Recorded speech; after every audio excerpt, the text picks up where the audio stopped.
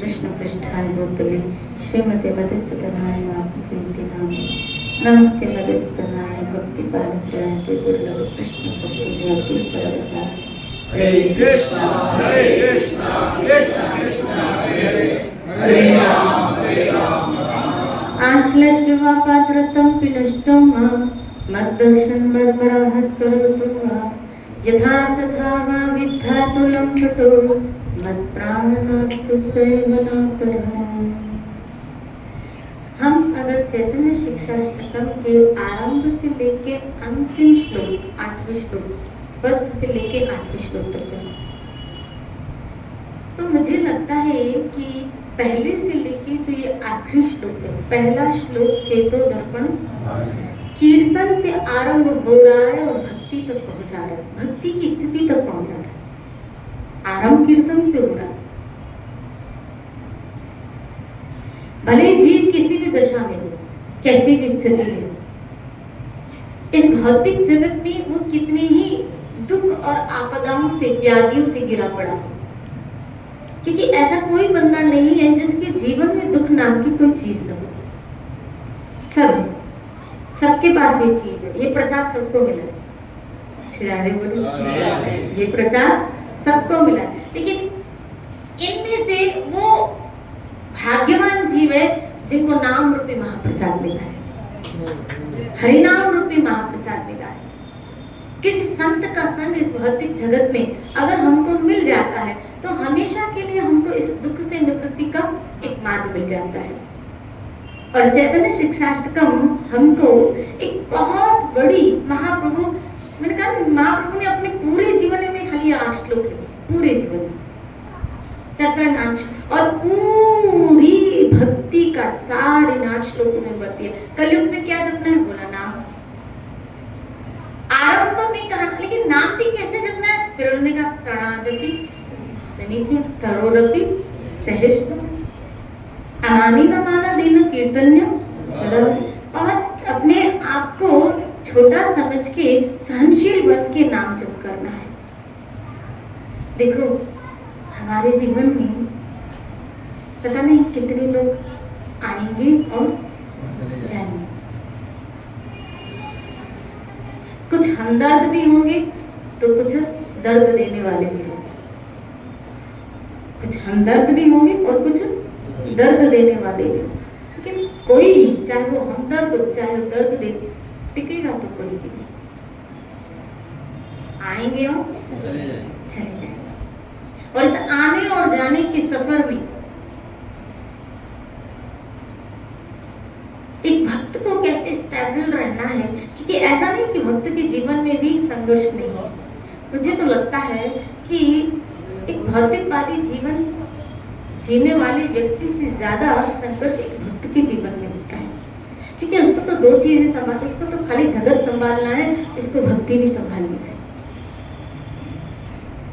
अगर वो जगत में रह रहा है तो जगत का व्यवहार और दूसरा अपनी भक्ति को भी, क्योंकि अगर ज्ञान हो गया तो वो अपने जीवन के उद्देश्य को जान चुका है ना। और जो व्यक्ति जीवन के उद्देश्य को जान चुका है वो उस उद्देश्य के प्रति अगर गंभीर है तो फिर पहले अपनी भक्ति को संभालने की पूर्ण प्रयासरत रहेगा।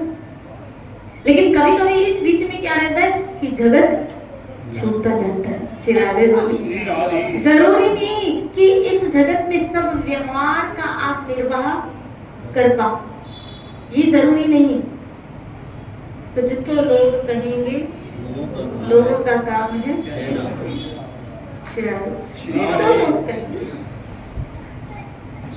तुम यहाँ नहीं निभाते हो, तुम यहाँ नहीं। पहले क्या होता था कि हम शादी पार्टी में जाते थे तो हो सकता है आरंभ में जाते हैं और एंड में निकलते हैं, अब लास्ट में जाते हैं और 5 मिनट निभाने निकल जाते हैं। सिरारे बोलो, तो हमारे व्यवहार में थोड़ा तो चेंज हुआ व्यवहार, और जहाँ आपके व्यवहार में चेंज हुआ है तो वहाँ उनका नजरिया भी बदलेगा आपके प्रति। कि पहले तो तुम हमको बहुत चाहते थे, बहुत टाइम देते थे, अब तो टाइम ही नहीं है। शिरारे बोले अब तो तुम हमको टाइम ही नहीं देते, क्योंकि पहले मैं भी फ्री था अब मुझे जीवन के उद्देश्य का, तो कहीं ना कहीं मन मुटाव तो होता ही है।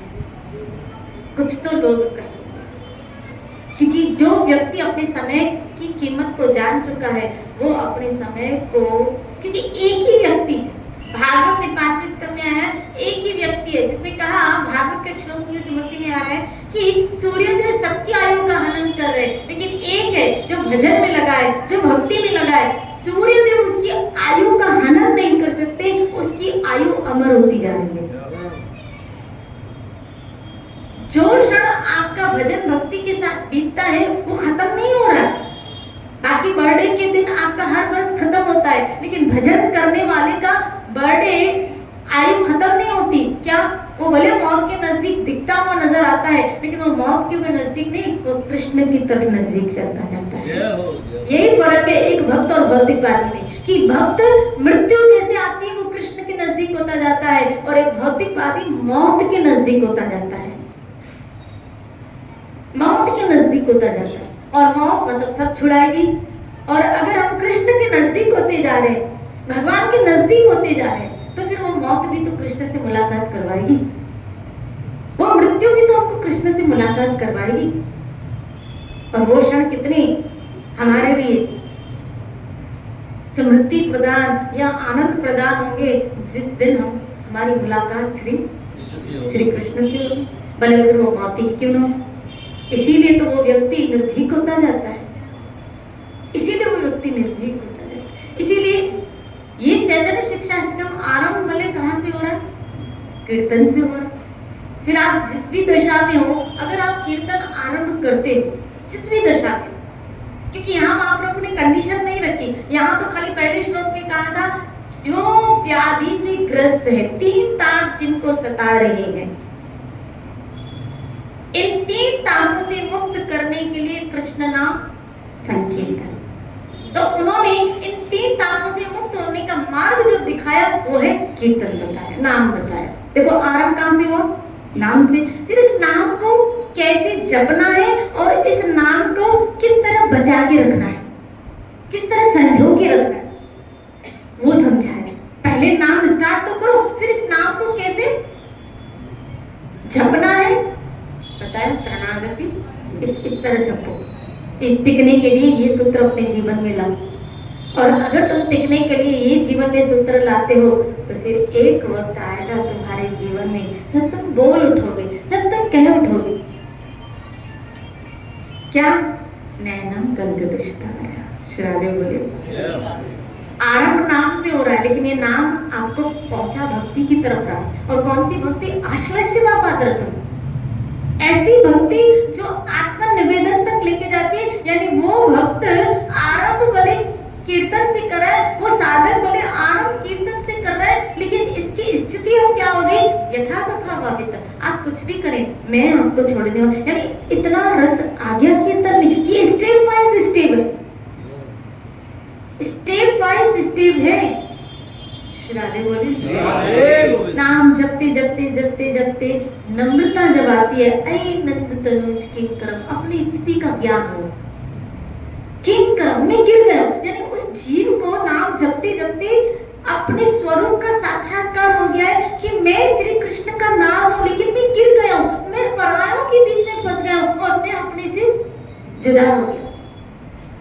तभी महाप्रभु ने कहा ऐ नंद, ये सब महाप्रभु नाम जपते जपते एक क्रम वाइज स्थितियां वर्णन कर रहे हैं कि पहले ऐसे होगा, फिर ऐसे होगा, फिर ऐसे होगा, फिर ऐसे होगा, फिर ऐसे होगा। श्रारे बोले ये आश्लेषवा पात्र तो क्या है पता है? ये लीला में प्रविष्ट है। नैनम गलगदुष्टारा ये क्या है? ये प्रेम की स्थिति है। ये प्रेम की वो उच्चतम अवस्था है जहाँ भक्त नाम जपते जपते उसका कंठ आंसुओं से अवरुद्ध हो जाता है। ये नाम जपते जपते, लेकिन आश्लेषवा ये प्रविष्ट है, अब प्रविष्ट हो गया। क्यों? क्योंकि जब वो लीला में प्रविष्ट होता है और जब वो देखता है, तभी तो बोलता है भले जैसा भी करे, अब वो छोड़ नहीं पाएगा। और भागवत ने तो कहा जिसको ये चस्का लगा वो कैसे छोड़ पाएगा? जिसको ये रस अमृत मिल गया वो नहीं छोड़ पाएगा। हाँ, और ये बात सत्य है, एक बार आप घुस जाओगे ना, फिर निकल नहीं पाओगे। देखो आप लोग घुस गए। राधे बोली सच बताना, हम शौक शौक पे आए थे, लेकिन ये पता नहीं था ये हाल हो। राधे बोली घुस गए, अब निकल नहीं पाओगे, और भगवान आपको निकलने भी नहीं देगा। श्रादे बोले वो तो जब तक जीव पहुंच नहीं जाएगा तब तक उसको संत का संग। अब आपका खाता खुल चुका है, आपका खाता खुल चुका है, और जिसका खाता खुल चुका होता है ना आध्यात्मिक जीवन में, वो एक न एक दिन जरूर, मारे इस जन्म में नहीं तो एक न एक दिन जरूर ठाकुर जी को बताएगा। श्रीराधे बोले बिल्कुल। यहाँ क्या है, भक्त के पास एक धैर्य तो है, वो उम्मीद से ही तो जीता है। और ये क्या, जैसे कल मैं बता रही थी बापू जी का एक उदाहरण कि बापू जी से किसी ने पूछा कि हम ठाकुर जी से प्यार करते हैं, चलो लेकिन हमें ठाकुर जी प्यार करते हैं इसका कैसे पता चले। बहुत अच्छा प्रश्न था कि हम तो प्यार करते हैं लेकिन ठाकुर जी हमें करते हैं, ये हमको कैसे पता चले। और भाई जिससे प्यार करते हैं पता चले वो भी हमको प्यार करते हैं तो हमारा डेडिकेशन और बढ़ता है और समर्पित होता है व्यक्ति। तो हमें कैसे पता चले कि हमें ठाकुर जी या हमें ठाकुर जी ने अपनाया है।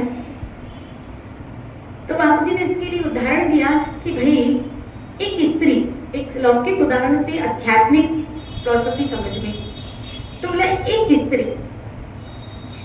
स्त्री को जब उसका पुरुष मतलब उसका पति अपनाता है, तो एक स्त्री को जब उसका पुरुष अपनाता है, पति अपनाता है, तो पहले क्या देता है, अपना नाम, क्योंकि अब उस स्त्री की पहचान उसके सरनेम से होती है। जैसे कहते हैं ना ये मिसेस रावत, मिसेस खंडेलवाल, कौन बताओ कौन मिसेस है? शिरारे बोली मिसेस टाटीवाल, शिरारे बोली।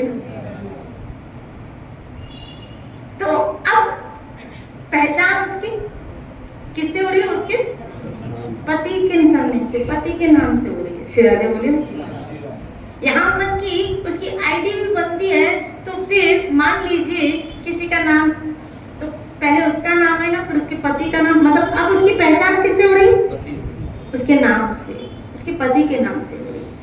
तो जैसे एक स्त्री जब विवाह करती है तो उस पुरुष ने उसको अपनाया है, तो अपनाने का सेंस है क्या कि वो पहले उसको अपना नाम देता है। तो पहले तो ठाकुर जी ने हमको अपनाया है, इससे सबसे बड़ी पहचान कि उसने अपना नाम दिया है। आपके मुख में अगर उसका नाम आ गया है या उसके नाम से, जैसे हमारी पहचान अब अपने पति के संबंध से होती है, तो इसी तरह अब उस भक्त की पहचान ही उसके नाम से होती है। इसीलिए कहते हैं राधे राधे, हमको देख, हरे कृष्णा, जय श्री कृष्णा, और राधे गोविंद कहाँ जा रहे हो, राधे राधे कहाँ जा रहे हो, श्री राधे बोलिए ना, राधे राधे तो बोलो। अब हमने बोला नहीं है, लेकिन इसका मतलब है ठाकुर जी ने उस जीव को, उस बंदे को अपना लिया है, इसीलिए तो अब अपने साथ उसकी पहचान करवा रहे हैं। अब अपने साथ उसकी और जब आपकी पहचान उसके नाम से होने लगे तो समझ लेना क्या, जैसे हमारे पति के साथ नाम जुड़ता है, इसी तरह हमारा भगवान के साथ नाम जुड़ जाए तो इसका समझ लेना कि ठाकुर जी ने मुझे अपना लिया। शिराधे बोले मेरे गोविंद ने मुझे, आप कहीं भी चले जाओ। दूसरा ये तीसरा, उस स्त्री में विवाह के बाद कुछ चिन्ह आ जाते हैं, मंगलसूत्र, सिंदूर, बिंदी, ये क्या है, एक विवाहित सुहागन स्त्री के कुछ चिन्ह। इसी तरह उस भक्त में भी जिसको ठाकुर जी ने अपना है कुछ चिन्ह आ जाते हैं, तिलक आ जाना, कंठी आ जाना, हाथ में माला आ जाना, ये क्या है, वो चिन्ह आ गए जिसके द्वारा उस भक्त को ठाकुर जी ने, अब आपके पास अगर ये चिन्ह आ गए, क्या ऐसे होते ना, क्या जैसे किसी के मांग में सिंदूर देते हैं, गले में मंगलसूत्र देखते हैं, हम सबसे समझ जाते हैं कि ये बच्ची शादीशुदा है, विवाहित है। बस इसी तरह जिसके तिलक लगा, जिसके हाथ में ये हरे भक्त, यहाँ तक कि यमराज ने कह दिया, यमराज ने, चलो साधारण जीवों की तो बात छोड़ो, यमराज ने भी कह दिया उन लोगों को हाथ मत लगाना, उनको मैं नहीं लगाता जिनके तिलक है, जिनके कंठी है, जिनके मुख में नाम है, मेरे उस यानी वो भी दूर से उनको प्रणाम करता है। क्यों? क्योंकि ठाकुर जी का बंदा है, क्योंकि ठाकुर जी ने, इसका मतलब है कि उस जीव को भगवान ने अपना लिया है, तभी अपने साथ उसकी पहचान करवा रहे हैं। श्री राधे बोलिए। इससे बढ़कर हमारे सौभाग्य क्या हो सकते हैं इस आध्यात्मिक जगत में कि जिससे हम प्यार कर रहे हैं उसने हमें अपना लिया। श्री राधे बोलिए। इससे बड़े और हमारे लिए खुशी की बात क्या हो सकती है कि अब हमारी पहचान उसके नाम से, उसके साथ साथ हो रही है। खाली ये पता चले कि वो हमसे बहुत प्यार करता है। अब मेरा नाम भी आएगा तेरे नाम के साथ, जिंदगी कट जाएगी अपनी भी आराम के साथ, अब मेरा नाम भी आएगा तेरे नाम के साथ। श्री राधे बोले। आराम से कट जाती है उस भक्त की जिंदगी। वो जीता है तो भी शान से, आराम से, संतुष्टि से। श्री राधे बोले। मरेगा तो भी शान से, अपने घर जा रहा है। इसलिए तो वैष्णव जब जाते हैं तो भंडारे होते हैं। जैसे हम कोई यहाँ लौकिक जगत में व्यक्ति शरीर छोड़ता है तो 12वें में क्या करते हैं? करते हैं प्रसादी करते हैं, शिरारे बोले एक साथ। लेकिन यहाँ क्या होता है? भंडारा। कोई जब वैष्णव जाता है तो तोहफे बांटे जाते हैं, भंडारे होते हैं। बोले क्यों? उपहार बांटे जाते। बोले क्यों? जीत के गए हैं बाजी, अपने घर गए हैं। सिरारे बोले। लोग मरने के बाद लोग पीछे वाले रोते हैं, लेकिन वैष्णव नहीं रोते। वैष्णव प्रसन्न रहते। क्यों? क्योंकि जब तक था उल्टा शरीर में तो व्याधिग्रस्त था, व्याधियां ही तो भोग रहा था। यही तो समझदारी है। मैं कल श्रील प्रभुपाद के कोट पढ़ रही थी तो श्रील प्रभुपाद कह रही थी कि मनुष्य बने हो थोड़ा सोचो तो खरी, थोड़ा विचार तो रखो। प्रभुपाद का लेक्चर था, थोड़ा विचार तो रखो। मनुष्य बने हो तो क्यों हम मरे बार बार, क्यों हम बीमार हो बार बार, क्यों हम बुढ़ापे में जाएं, क्यों हम जन्म लें, ये बार बार हम क्यों करें? ये सोचो तो खरी। मनुष्य बन के ही ये सोचा जा सकता है, और इसका निवारण भी खाली मनुष्य जन्म में है। और इसी सूत्र में महाप्रभु ने, भक्ति तो बहुत दूर की बात है, ये तो सूत्र भक्ति तक पहुंचा रहे हैं, भगवत प्रेम तक पहुंचा रहे हैं, ये तो बहुत दूर की बात है। खाली इतना भी तो विचार रखो, क्यों जन्म ले, अब क्यों इस दुखमय संसार में आए? बहुत मथागोरियां नहीं कर ली आपने, बहुत टेंशन नहीं पाल लिए, बहुत व्याधियां, और तो छोड़ो बहुत इस शरीर के रोग अवस्थाएं नहीं हम झेल रहे हैं क्या? अब क्या बार बार खाली यही झेलना का मूड है क्या? विचार यही है क्या? शिराले बोले। फिर कोई आएंगे, फिर कोई औलाद बनेगी, फिर कोई पति, फिर कोई पत्नी, फिर सब ये होगा सिस्टम। कुछ चेहरे नए होंगे, अब चेहरे कुछ और हैं, आगे चल के नए चेहरे होंगे। हो सकता है यही रिश्ते कुछ नए चेहरे लेके नए रिश्ते बना के फिर अपना हिसाब क्लियर करने आए। मथा फोड़िया फिर करो, करके थक नहीं गए हो क्या?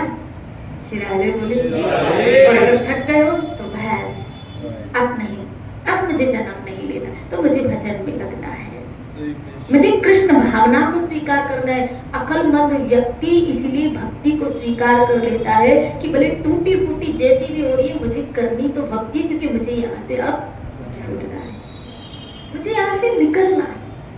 जब तक जिए टेंशन तो कहते ही नहीं, जिम्मेदारियां खत्म होने के बजाय बढ़ ही रही है।